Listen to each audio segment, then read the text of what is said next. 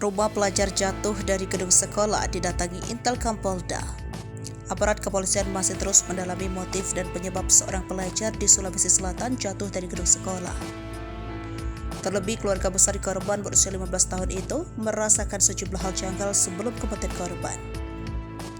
Kabar terbaru, rumah korban didatangi personil Direktorat Intelkam Polda Sulsel pada Selasa 30 Mei 2023 siang.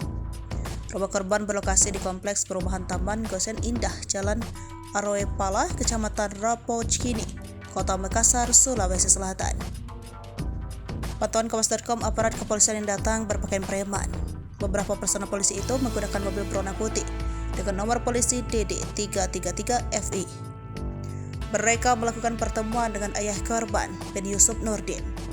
Terlihat pula paman korban, Andi Setiadi, dan beberapa kuasa hukumnya. Dikatakannya, ia dan keluarga tidak mengetahui kedatangan personil polisi tersebut. Namun, menurut keterangan yang ia dapat, polisi datang hanya untuk melakukan pemantauan saja sesuai arahan dari pimpinan mereka.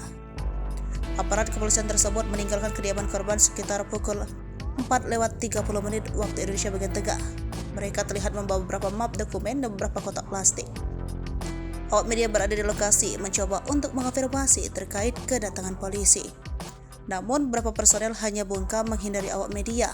Korban diduga mati tak wajar berdasarkan rekaman CCTV dan sejumlah saksi pada Rabu 24 Mei 2023 sekitar pukul 9 pagi. Jasadnya ditemukan pertama kali oleh petugas kebersihan sekolah.